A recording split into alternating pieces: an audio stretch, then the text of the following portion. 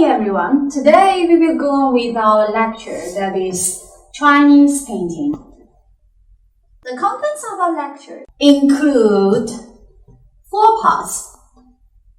First, we will introduce some great works in our traditional paintings, and then we will talk about the composition feature and the copying feature, and then at last we will draw some conclusions about our Chinese painting. Let's look at the great works. And then here there is a river. Many people are in the markets, so I guess some people have known what is this great work. What is it? That is along the river during the Qingming festival. Who is the author? That is Zhang Zheduan in the Northern Song Dynasty. And then the painting type is younger painting. Also, it is a sort of figure painting. Last time we mentioned that. And then it captures the daily life of people and the landscape of the capital. What is the capital? Bianjing, okay, from the Northern Song period. Okay, the status of this great work, it is one of the top 10 paintings handed down from our ancient times, and it is the most renowned work among all Chinese painting works. So when talking about Chinese painting, this great work cannot be neglected. Okay, and then now let's go on. Let's look at the successive scenes in this painting. They are first, Bianjing suburbs ring scenes, that is suburb. And then Bianhe river scene is about the river. Third, city market. Okay.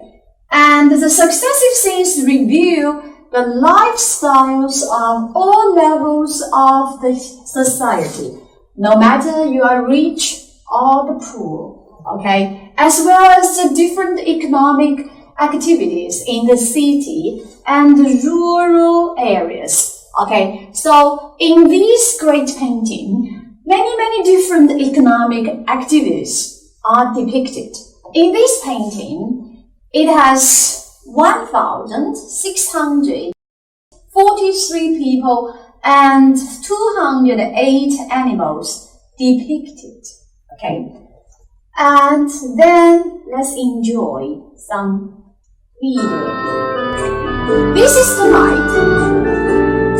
night scene.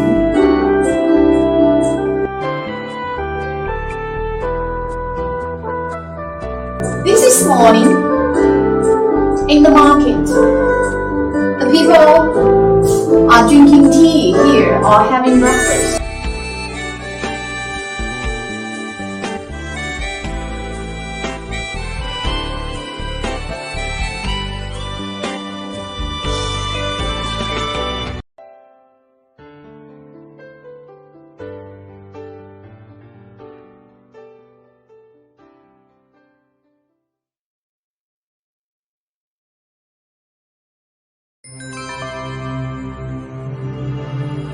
This is the night scene. The scene is changing.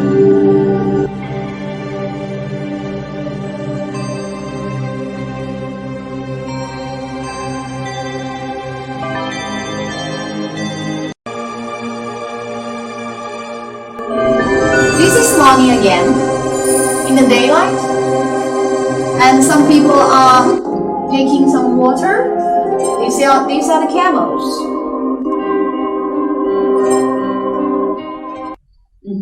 Now let's enjoy some other great works. This work is about the palace. Some people are playing, and some official men are drinking tea and discussing.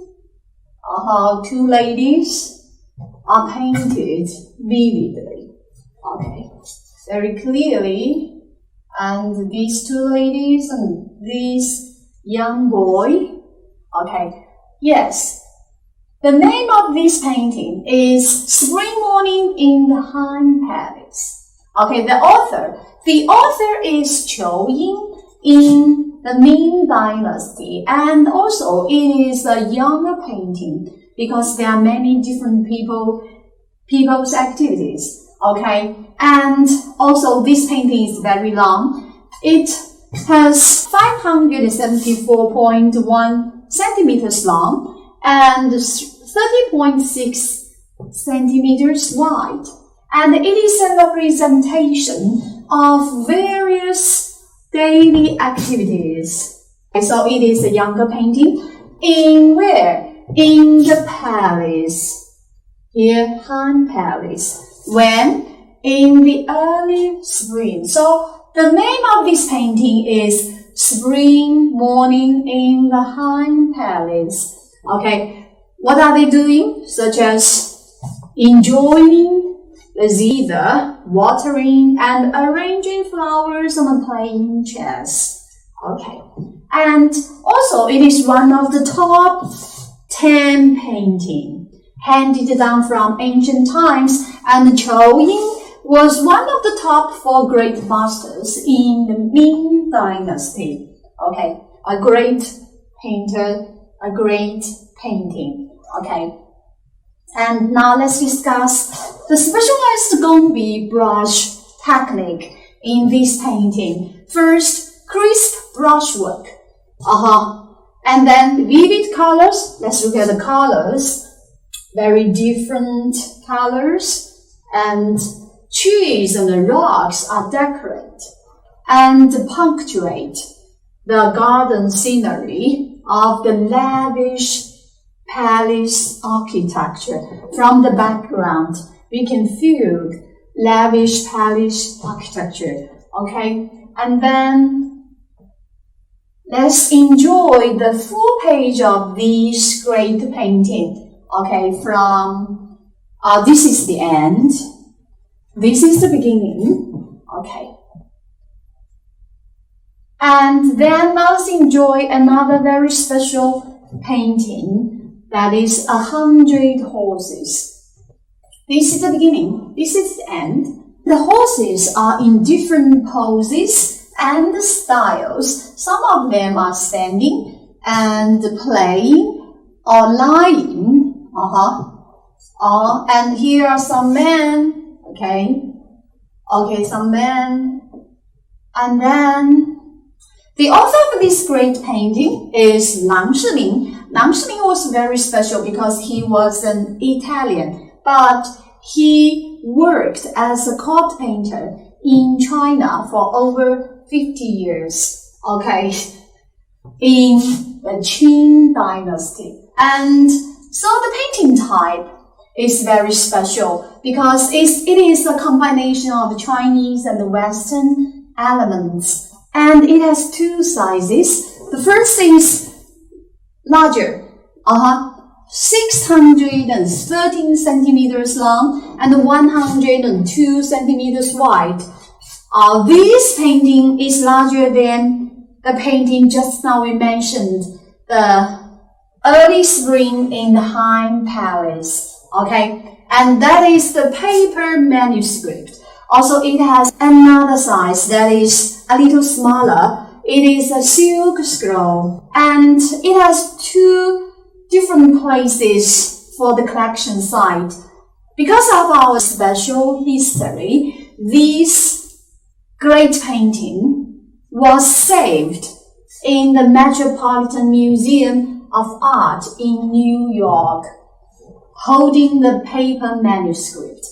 And the other is saved in the National Palace Museum of Taipei. That is the silk mat scroll, okay? And status. Also, it is one of the top 10 Chinese famous paintings.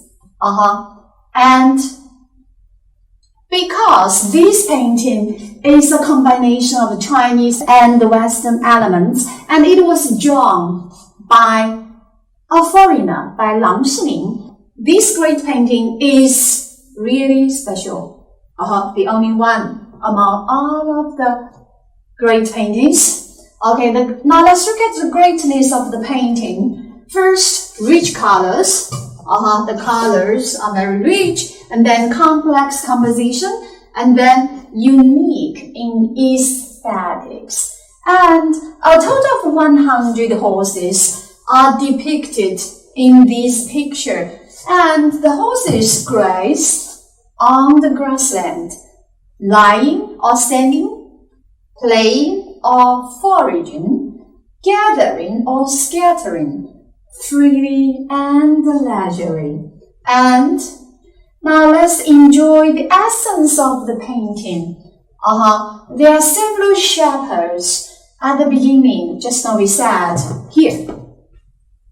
They are playing leisurely. And at the end of the picture, also there are some shepherds walking the whole herd, which reflects a harmonious relationship between human and other creatures in nature. Okay, remember here, this great painting also show the essence of our traditional Chinese painting. That is, the harmonious relationship between human and nature. Also, we can say the unity between human and nature. Okay? 百骏图，顾名思义，画的就是形形色色的骏马。瞧，这草地上胖的、瘦的、高的、矮的，觅食的、打闹的，好不欢乐。远处还有一个套马的汉子，他威武雄壮，身边飞驰的骏马也像疾风一样。郎世宁把地平线画得很低，这样我们看画的时候，视线就会被拉得老远。咱中国画师可被这技法刷新了三观，认为平行线条就是平行线条，没有角度可言。但到了郎世宁这儿，改用西方素描的画法来勾勒马的外形、皮毛和筋腱，通过背上的明暗深浅，让那些骏马更有立体感。对于习惯用线条笔触营造立体感的中国画师来说，也算是 get 到了新的技能点了。再看画卷尾端，树木坡石间出现了一片湖水，几匹要上岸的马身上的毛发湿哒哒地垂下来。另一边，牧人坐在马背上，怕把衣鞋弄湿，把腿收了起来。这浓郁的生活气息和深厚的写实观察能力，牛逼呀！Okay, now let's discuss another feature of our traditional Chinese painting, that is multiple perspectives of painting. Chinese painting works do not have a single perspective or point of view. Okay, that means landscapes are often painted from a perspective above the scene. Okay, that leads to a result, that is, many areas can be seen at once. And in large scenes of landscapes, the eye is meant to travel along a visual path from one area to another, because we had many Chinese paintings in hand scrolls. Okay? This is a landscape painting by Chou Ying in Ming Dynasty. Just now we said he was a great painter in Ming Dynasty. Okay, another feature of Chinese painting, that is copying. What is copying? Copying is regarded as a form of spiritual and artistic self-discipline. Remember here, in Chinese painting, copying is not as low as we have imagined. Okay, painters freely copy the works of previous masters, and accurate copies are admired almost as much as the originals. And because of copying, many ancient painting works are no longer extant, but have been preserved. Why? Through copies that were made centuries later. That is why copies are admired. Now let's enjoy this video introducing the importance of copying in Chinese painting. 这幅作品呢，是由东晋的顾恺之绘画的。当然东晋离现代非常久远，所以我们看到的这幅作品是后代仿品。顾恺之画的《女史箴图》这幅作品呢，到现在有2个本子是非常有名的。其中一个呢，唐代临摹的本子，现在呢在英国的大英博物馆收藏。另外还有一个宋代临摹的本子，那么在北京故宫博物院收藏。So after listening to this video, we know that the original one and the copy one are both admired and safely preserved in the important sites. Okay. And let's show some conclusion about our Chinese painting. The goal of Chinese classical art is expressive. Expressive. Remember here, the goal is to be expressive, not to be exact. Okay. Freehand brushwork art inevitably pursue 3 points. Vivid spirit, likeness, vivid spirit, and vivid image. Okay.